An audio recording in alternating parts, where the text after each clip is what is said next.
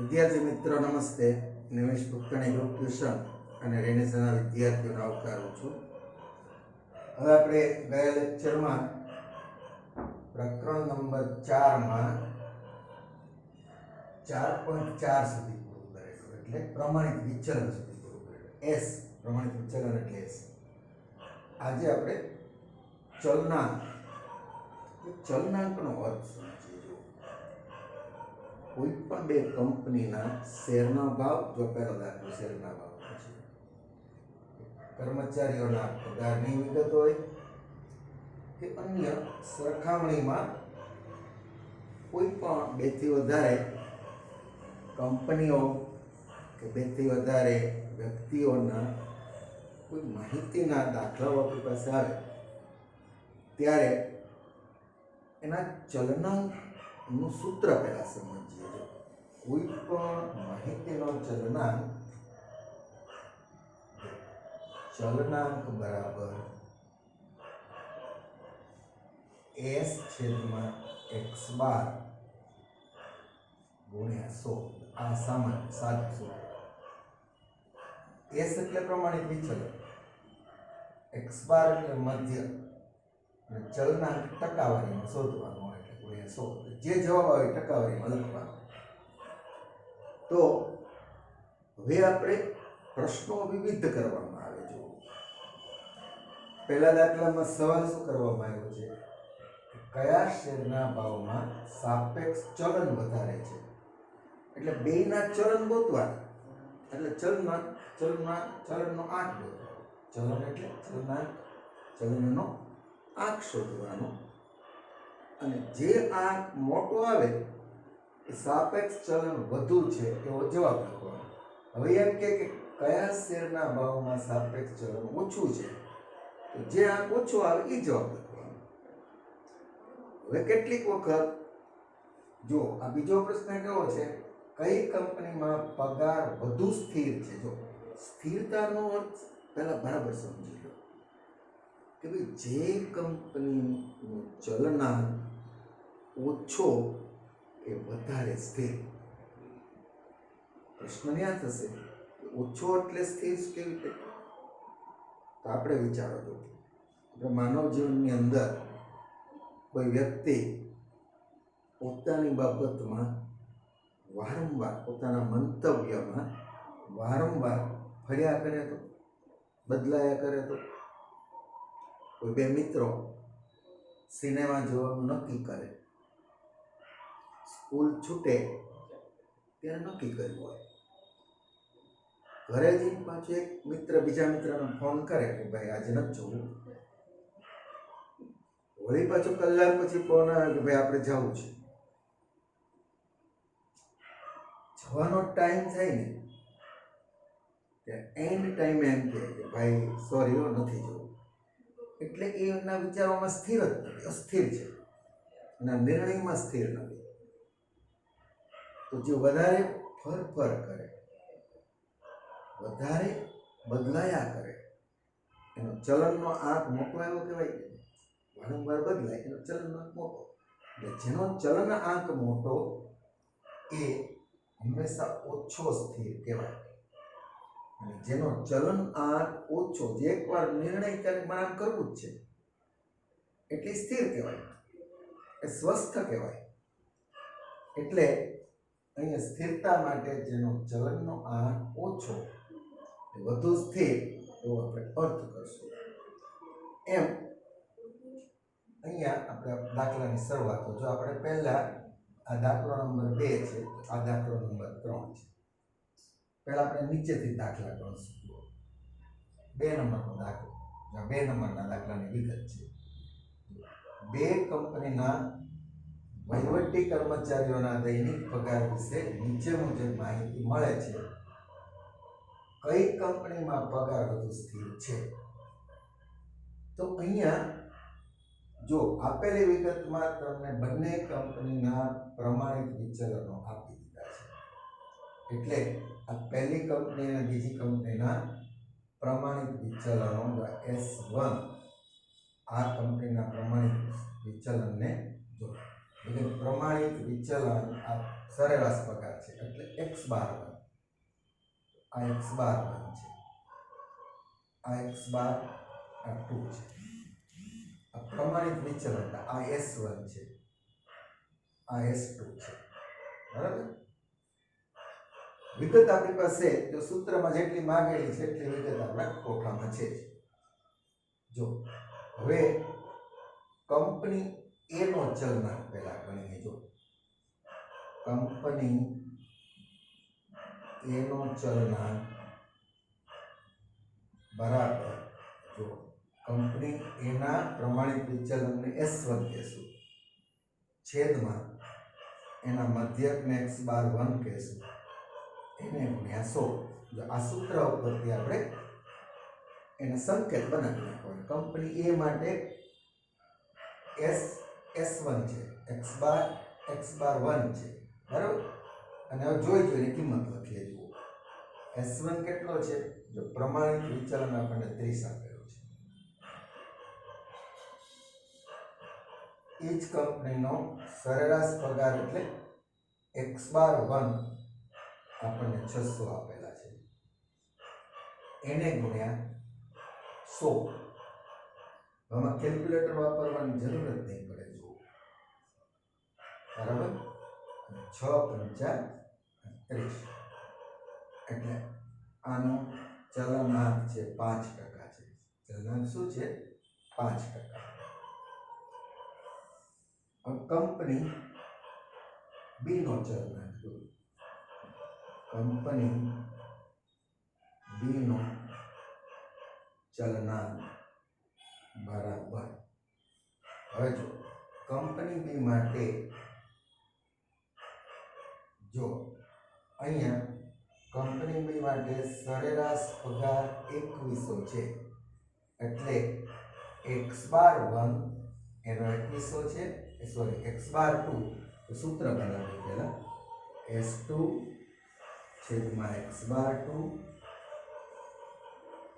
ગુણ્યા 100. જોઈ લખીએ. એમાં સરેરાશ પગાર 2100 છે, પ્રમાણિત વિચલન 40 છે, 40 છેદમાં 2100 ગુણ્યા 100. અહીંયા આપણે કેલ્ક્યુલેટર વાપરીએ. જો 40 ભાગ્યા 21, 40 ભાગ્યા 21 બરાબર 1.90.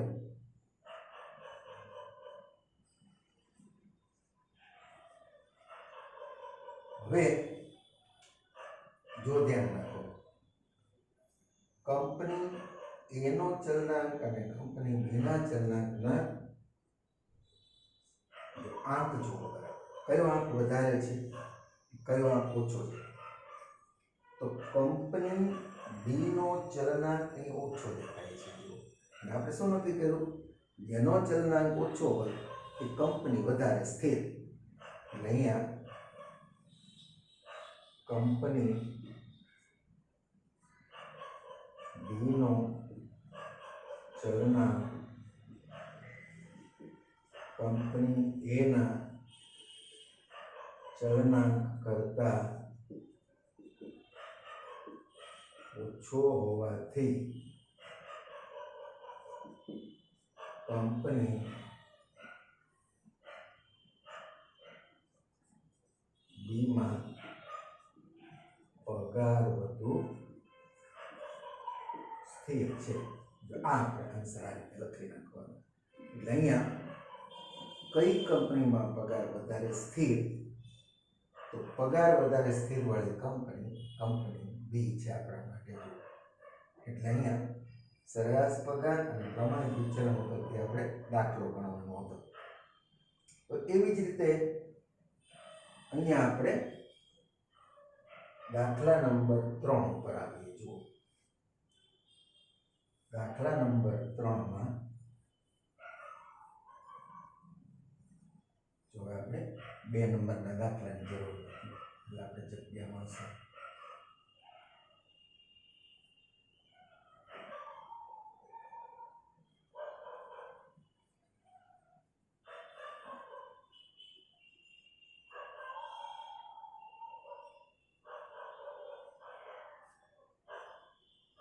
2 નંબરનો દાખલો કાઢી નાખીએ આપણે.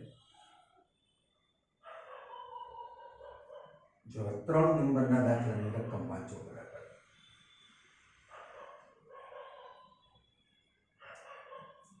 દાખલો નંબર 3 ની ગણતરી આપણે અહીં બતાવશું. બે શ્રેણીઓ માટે ચલનાંક અનુક્રમે 30% અને 25% છે. એટલે આપણે ચલનાંકો બે કંપનીના આપ્યા છે ને. જો પ્રથમ કંપનીનો ચલનાંક બરાબર 30%, બીજી કંપનીનો ચલનાંક બરાબર 25%. બરાબર. બંને કંપનીના પ્રમાણિત વિચલન અનુક્રમે એટલે પ્રથમ કંપનીનો પ્રમાણિત વિચલન S1 બરાબર 15 આપ્યું છે. S1 બરાબર 15 અને બીજી કંપનીનું પ્રમાણિત વિચલન S2 બરાબર 9. બંનેના ચલનાંક આપ્યા છે, બંનેના પ્રમાણિત વિચલન આપ્યા છે અને બંને કંપનીના મધ્યથી આપણા પ્રશ્ન છે. એટલે આપણે આમ લખશું પ્રથમ કંપનીનો x⁻1 એ પ્રશ્ન, બીજી કંપનીનો x⁻2 એ પણ પ્રશ્ન. બે કંપનીના મધ્ય આપણા પ્રશ્ન છે. હવે ખરેખર સૂત્ર મૂકશું ને ત્યારે કઈ વિગત આપેલી છે કઈ વિગત અજ્ઞાત છે તરત ખબર પડશે. જો આપણે બે ભાગમાં દાખલો બનાવી નાખીએ. જો આ ભાગમાં કંપની એ એટલે કંપની એ નો ચલનાંક બરાબર 30. બરાબર. હવે અહીંયા ધ્યાન શું રાખશું? કંપની એ નો ચલનાંક 30, જે અહીંયા ટકા પણ લખું છું.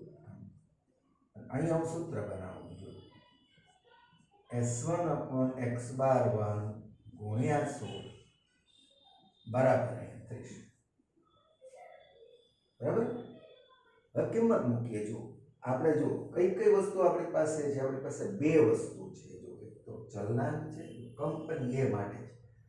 કંપની એનો ચલનાંક લખાઈ ગયો પ્રથમ કંપનીનો, એટલે કંપની પ્રથમ કંપની આપણે એને બદલે પ્રથમ કંપની બનાવી છે ને. પ્રથમ કંપની નો ચલનાંક 30 S1/x⁻1 બરાબર ગુણ્યા 100 બરાબર 30. હવે અહીંયા પ્રથમ કંપનીનો ચલનાંક આવી ગયો. પ્રથમ કંપનીનું પ્રમાણિત વિચલન S1. તો S1 ની જગ્યાએ આપણે અહીં 15 મૂકશું. x⁻1 છે આપણો પ્રોબ્લેમ છે. જો એટલે x⁻1 ને આપણે પ્રોબ્લેમ બનાવશું ગુણ્યા 100 બરાબર 30. માત્ર પક્ષાંતર આપણે કરવાનું છે. જો x⁻1 છે સામે લઈ લઈએ એટલે અહીંયા 15 ને 100 વડે ગુણી નાખો એટલે 1500 બરાબર 30x1. બરાબર. અને માટે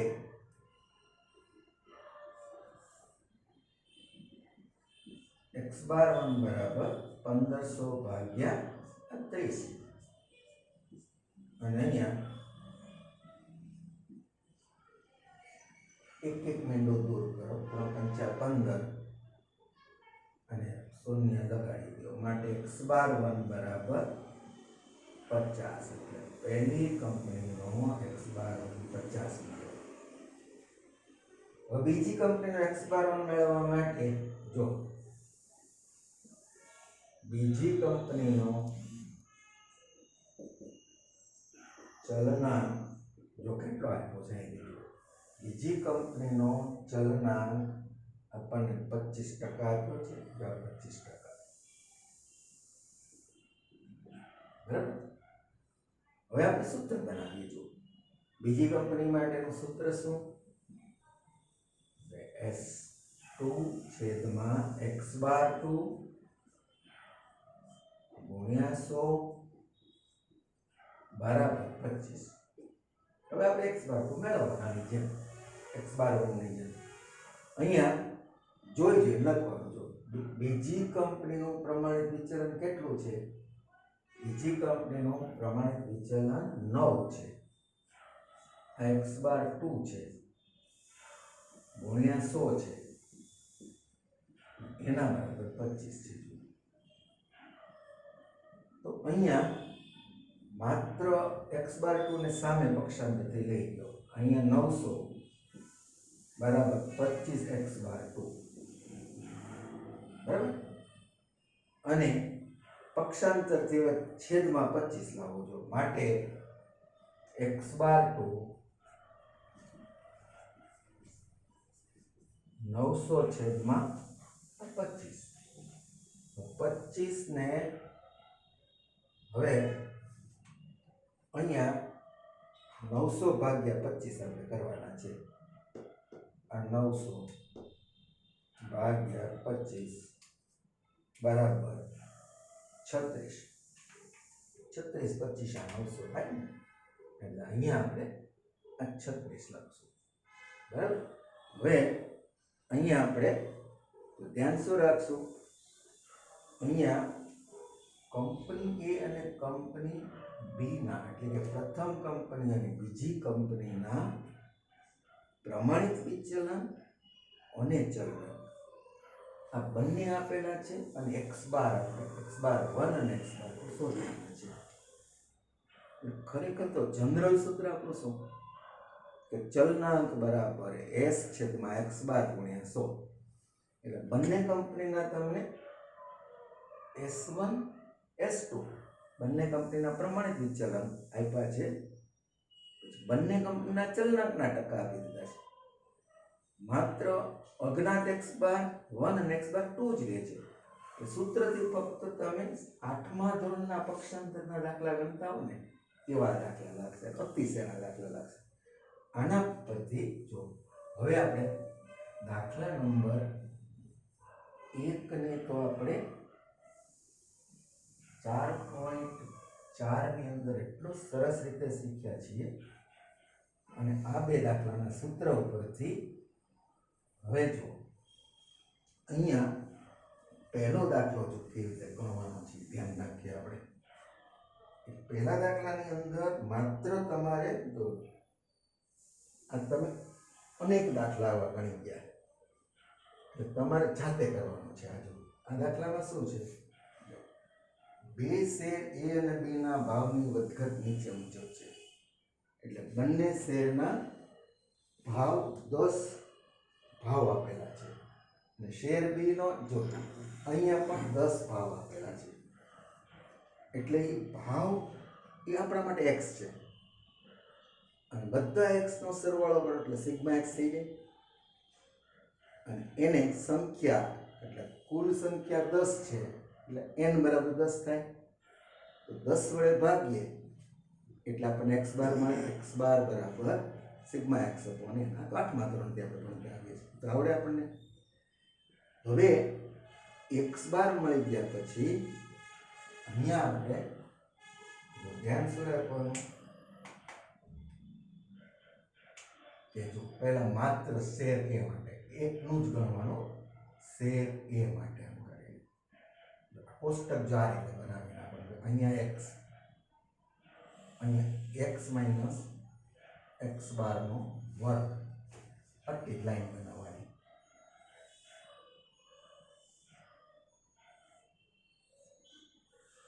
આટલા ખાના પાડી દેવાના, એટલે જેટલા હોય એટલા ખાના પાડી દેવાના, બરાબર. અને અહીંયા x ના બધા આંકડા લખી નાખવાના. ટોટલ મારો એટલે સિગ્મા x n વડે ભાગી નાખવાનો એટલે x બાર છેદમાં n સોરી સિગ્મા x છેદમાં n બરાબર x બાર મળી ગયું.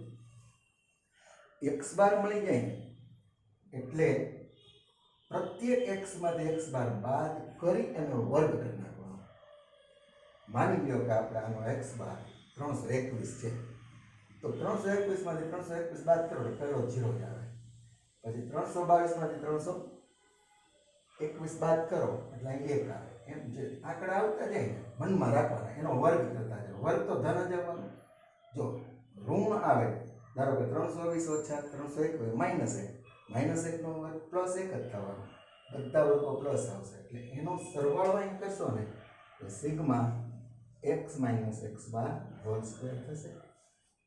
પછી તમારે જો પ્રમાણિત વિચલન ગણી લેવાનું, s બરાબર વર્ગમૂળમાં સિગ્મા x માઇનસ x બાર નો વર્ગ છેદમાં n. આ આખું ગણિત ગણી નાખવાનું એટલે તમને અહીં s મળી ગયો. હવે x બાર તો અહીં મળેલો જ હોય આપણને, બરાબર, x બાર તો મળેલો જ હોય એટલે અહીંયા આપણે શેર a માટે પ્રમાણિત વિચલન s બરાબર જે જવાબ આવે એ લખી નાખવાનો, બરાબર. એ લખી અને અહીંયા આપણે ચલનાંક બરાબર s છેદમાં x બાર ગુણ્યા 100 એટલે અહીંયા શેર a માટે ચલનાંક આવશે. હવે આ જે આ કર્યું ને એ જ કોપીએ આ કરવાનું શેર b માટે એટલે એમાં x બાર મેળવવાનો, x માઇનસ x બારનો વર્ગ મેળવવાનો, એનો સરવાળો કરી અને s મેળવવાનો. આ રીતે એટલે અહીંયા શેર બી માટે દાખલો કરવાનો, આ શેર એ માટે. હવે બંનેના ચલનાંક ધારો કે અહીંયા જો આ સૂત્રથી ધારો કે આનો ચલનાંક 5% આવ્યો અને અહીંયા આ ચલનાંક 1.88 આવ્યો.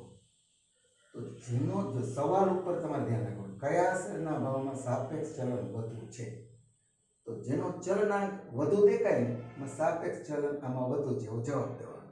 હવે એમ તમને પૂછે કે કયા શેરમાં સાપેક્ષ ચલન ઓછું છે, તો ઓછું છે એનો જવાબ લખવાનો. તો માની લ્યો કે તમને એમ પૂછે કે કયા શેરના ભાવ સ્થિર છે. જો ચલન માટે ભાવ સ્થિર એટલે શું?